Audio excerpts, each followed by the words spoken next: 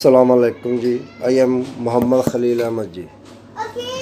RK 45 SB को subscribe करें, इस चैनल को शेयर करें ज़्यादा तो ज़्यादा और इसको कमेंट्स करें।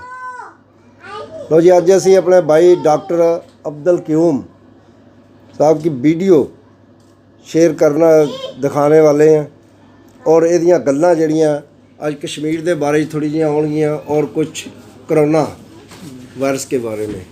लो जी डॉक्टर साहब, जो कोरोना वायरस है कोई वायरस नहीं है, ये सिर्फ साढ़े ते अल्लाह ताला तरफ एक पकड़ है। और जो कश्मीर दे इंडिया ने लॉकडाउन किया कश्मीर च इतने दिनों तो किसी दुनिया के किसी मुल्क ने आवाज़ नहीं उठाई। अल्लाह ने सारी दुनिया को लॉकडाउन करता और हुण सारी दुनिया परेशान है।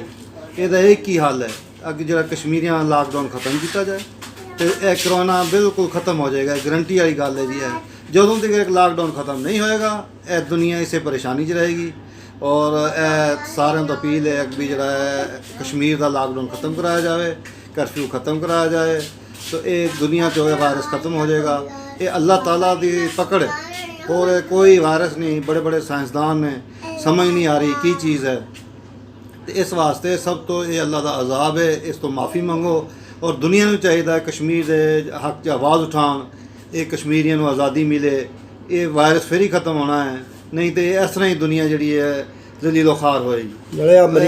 पाकिस्तान जोड़े गौरमेंट ना ताउन करना चाहिए, जी साड़ी आवाम है उन्होंने भी जिस तरह गौरमेंट कह रही है वो गौरमेंट साढ़े हक च बहुत अच्छे फैसले कर रही है। और ये ज़्यादा ज़्यादा ताउन अपने बच्चों को घर रखो। बार बार मस्जिद ऐलान हो रहे हैं, पुलिस दौड़ भज कर रही है, पाकिस्तान आर्मी सारे अदारे जोड़े ने वो लगे पे ने जी। सानू भी इन्होंने ज़्यादा से ज़्यादा ताउन करना चाहिए।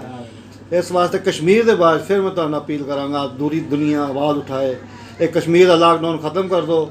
इंशाअल्लाह ये पूरी दुनिया का लॉकडाउन ख़त्म हो जाएगा। नहीं तो फिर यह जोड़ा होर इसका कोई हल नहीं, ना डॉक्टरों को हल है ना साइंसदानों को हल है, इसका कोई हल नहीं दुनिया से। ये सिर्फ एक ही हल है कि कश्मीर में जोड़ा है इन्हों आज़ाद किया जाए। ये इंडिया तो अपना कर्फ्यू चुके तो इंडिया सारे इंडिया का कर्फ्यू खत्म हो जाएगा। एक कश्मीर से कर्फ्यू लाया इंडिया ने, सारे इंडिया कर्फ्यू लग गया, सारी दुनिया लग गया। इस वास्ते हम पाकिस्तान ने बड़ी आवाज़ उठाई है बारे च, कश्मीर के बारे च जी। तुर्की ने उठाई है, बाकी मुसलमान मुल्कों को चाहिए आवाज़ उठान, दूसरे मुल्कों को चाहिए आगे कश्मीरियों का मसला हल होए। और साढ़े कितने बच्चे मावां बीवियाँ कितने जड़े ने बेचारे परेशान है, कोई बाहर नहीं निकल सकता, किसी को बीमार है वो घर च मर रहा है। इस वास्ते उन्होंने बददुआ सानू लग गई पूरी दुनिया को। इस वास्ते अल्लाह ने उन्होंने बददुआ सुन ली। इस वास्ते सारे चाहिए कि जो कश्मीरी जुल्म हो रहा है ये बारे जोड़ा है सारे सोच के मसले हल करन तो कोरोना खत्म हो सकता है। बाकी का होर कोई हल नहीं है, ना डॉक्टरों को हल है ना कोई होर किसी दवाई च हल है। एक छोटा जहा वायरस है जो पता ही नहीं चल रहा कि है की चीज़ है। इस वास्ते तमाम जो दुनिया सोचे की मसला है। नाले जिहड़ियां ताकतां ने इहनूं लॉकडाउन कराया ना जी, वही ताकतां जिहड़ियां इहदे च ज़्यादा मुलवस ने जी। वही कोरोना की पकड़ च वही ज़्यादा आईयां ने। हाँ जी, कहते ने उन्होंने मसला है। हुण सारे अपने अपने मसले बने पे ने, सारे पता चल रहा है कि की मसला किसे दा हुण कोई अजान दवा रहा है और कोई तलावत करवा रहा है। हाँ जी, अल्लाह तो माफिया मंग रहे ने, कश्मीर का लॉकडाउन नहीं खत्म करवा रहे हैं जी। इस वास्ते कश्मीर का लॉकडाउन खत्म होना है तो कोरोना खत्म होना है। ते नहीं तो ये जो कोरोना जोड़ा है ना जी, एक अल्लाह ताला का अजाब है, कोई वायरस नहीं है, कोई कुछ नहीं है। बड़े बड़े साइंसदान हर चीज़ का पता चला देंगे ने कि दुनिया की होने वाला है, अब ये पता नहीं चल रहा कि चीज़ है। इस वास्ते किसी नहीं छोड़िया, ये सारा जोड़ा है अल्लाह ताला का पकड़ है साढ़े। मैं जो दस रहे ने अमेरिका ने छड़ता या उन्हें छड़ता गलत है। ये तो हुण अल्लाह ताला ही जानदा जी किहने छड्डिया। मैं कहना जी जो कश्मीर लॉकडाउन होया उन्हां दी बददुआवां लगियां, पूरी दुनिया ही लॉकडाउन हो गई है। ये अल्लाह ताला ने जिहड़ा ना जी पूरे दस्सिया उन्हां आलमी कुव्वतां नूं कि मैं भी उत्ते बैठा। इन्हां जुल्म हो रहा, कोई नहीं उठ रहा, कोई नहीं पुछ गिछ रहा, कोई धरती कोई सपोर्ट नहीं कर रहा उन्हां दी। इस वास्ते जोड़ा है भी अल्लाह ताला ने दसता कि मैं सारी दुनिया लॉकडाउन कर सकता। तुसी की चीज़ हो एक कश्मीर को करना है। सही गल। इस वास्ते है जो तमाम दुनिया में चाहिए है, जी बड़ी कुवतां ने सुपर पावरां ने ਉਹਨਾਂ ਅੱਗੇ ਕਸ਼ਮੀਰ ਦਾ ਜਿਹੜਾ ਹੈ ਮਸਲਾ ਹੱਲ ਕਰਨ, ਨਹੀਂ ਤੇ ਇਹ ਜਿਹੜਾ ਲਾਕਡਾਊਨ ਹੈ ਵੀ ਇਹ ਬਿਲਕੁਲ ਦੁਨੀਆ ਹੀ ਖਤਮ ਹੋ ਜਾਏਗੀ। ਇਹ ਮੈਂ ਦੱਸਦਾ ਕਸ਼ਮੀਰ ਦੇ ਨਾਲ इंशाल्लाह ਇਹ ਸਾਰੇ ਮਿਲ ਕੇ ਹੱਲ ਕਰੋ, ਮਸਲੇ ਦਾ ਹੱਲ ਹੋ ਜਾਏ तो लॉकडाउन इंशाल्लाह सब कुछ ठीक हो जाएगा। वरना ਇਹਦਾ ਕੋਈ ਡਾਕਟਰਾਂ को हल नहीं, कोई साइंसदाना को ਇਹਦਾ हल नहीं, कोई हल नहीं है।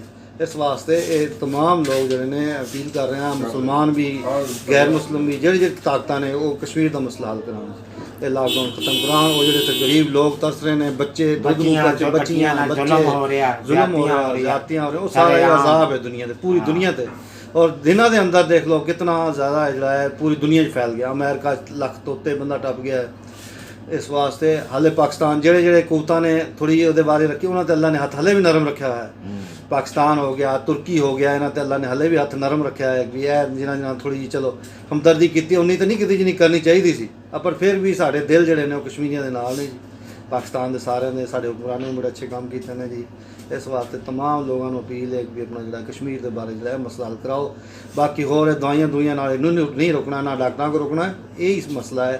अगर जो उत्थे लॉकडाउन हो कर्फ्यू लाया, कर्फ्यू चुके इंडिया ने फौरन कहो अग भी जोड़ा है फौरन काम खत्म कर, फिर तुम देखो किस तरह जोड़ा है फिर बहारा वापस आ जाएंगी।